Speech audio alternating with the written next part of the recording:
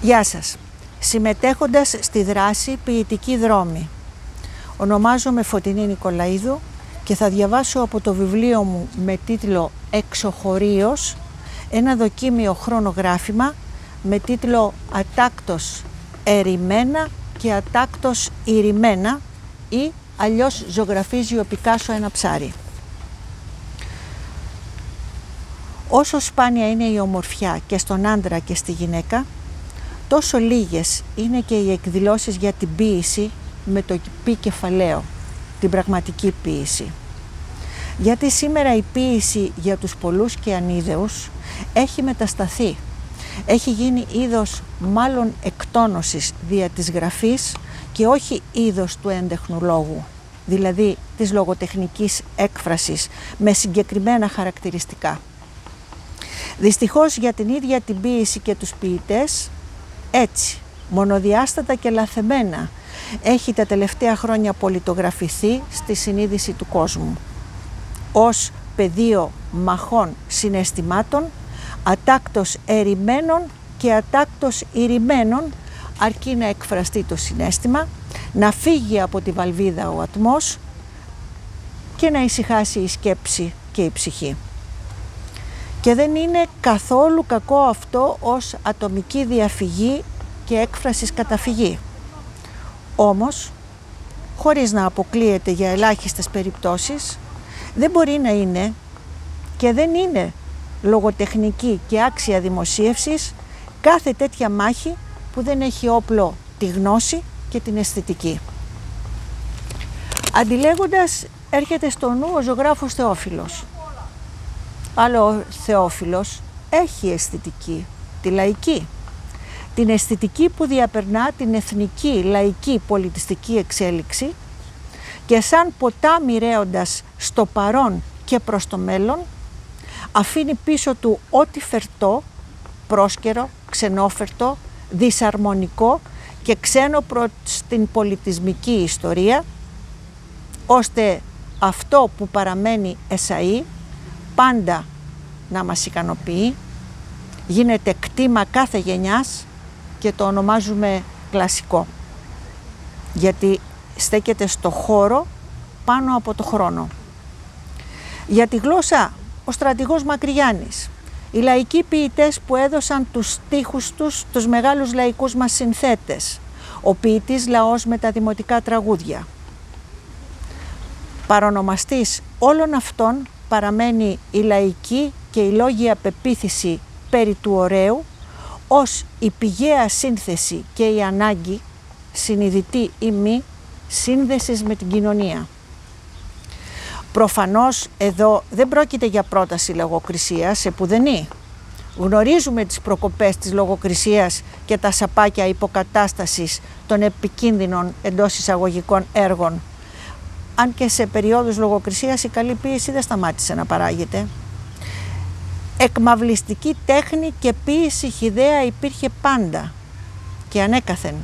Είχε και τους δημιουργούς της και τους εμπορευόμενους και όχι μόνο υποστηρικτές της. Όμως σήμερα, μια εποχή μεγάλων αλλαγών και μεταβάσεων σε ένα άγνωστο και δυστοπικό, όπως περιγράφεται για τον πολύ κόσμο αύριο, το τι γράφει ο καθένας και γιατί αυτό ονομάζεται ποίηση είναι σοβαρό, πολιτικά και κοινωνικά με βαρύτητα, επειδή πρόκειται για ζήτημα αυτογνωσίας, επίσης επειδή το ζήτημα της προστασίας της ποίησης ως λογοτεχνικής έκφρασης για θέματα που αφορούν από το ατομικό στο γενικό ή το αντίστροφο και μάλιστα της ποιητικής τέχνης ως πράξεως, χωρίς ορισμένο μέγεθος μεν, αλλά οπωσδήποτε με ειδισμένο λόγο δε, ανεξάρτητα από το αν το θέμα είναι ειδή ή κατάπικρο. Η ποίηση, όσο ελεύθερος και αν έχει γίνει ο στίχος, έχει κανόνες. Απαιτεί λόγο με εμφανή ή λανθάνοντα ρυθμό, κατά της γλώσσας τη ρυθμοτροπία, αφαίρεση, οικονομία λέξεων, ώστε με τα ολίγα εμφαινόμενα και με τα πολλά δυνάμενα να εννοηθούν, ο αναγνώστης να εννοεί, να ανακαλύπτει, να αποκαλύπτει τα εντός εισαγωγικών κρυμμένα από τον ποιητή, αλλά και από τον εαυτό του, να ψυχαγωγείται, να ανατείνεται ψυχικά και, γιατί όχι, να ευτυχεί. Η λέξη, ο ρυθμός, ο υπενιγμός, το λανθάνουν στην ποίηση, δίνουν την πρόκληση στον αναγνώστη να ερμηνεύει την πρόθεση ή την ανάγκη έκφρασης του ποιητή και η απουσία των περιττών στοιχείων του λόγου να λειτουργεί έτσι ώστε κατανοώντας και ερμηνεύοντας, αλλά και οθούμενος ο φύλος της ποίησης στη βαθύτερη ή διαφορετική σκέψη και αποτίμηση ιδεών και γεγονότων, να αναδεικνύεται εσωτερικά, νοητικά, ο ίδιος αναλυτής και αναδημιουργός της αισθητικής του ποιητή, υπέρ της αναγνώρισης και βαθύτερης γνώσης του εαυτού του και του κόσμου.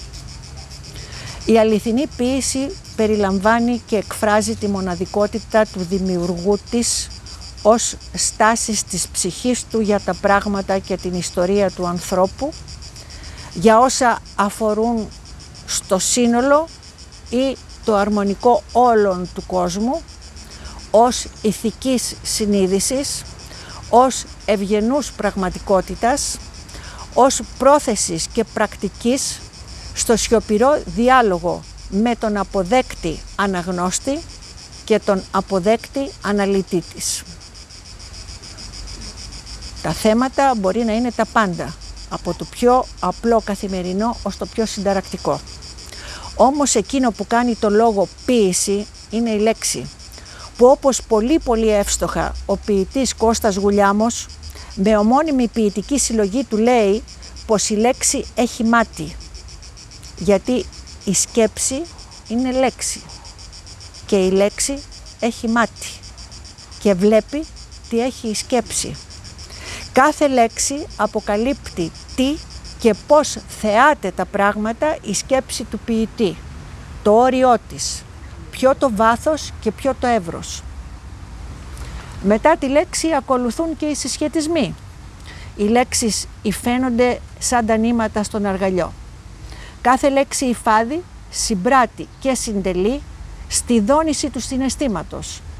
Και πάλι η λέξη ως νόηση το λογικοποιεί και το συντάσσει με το ιδιότυπο συντακτικό του ποιητή, κατά πολύ ή λίγο εφαπτώμενο του τρέχοντος συντακτικού της γλώσσας.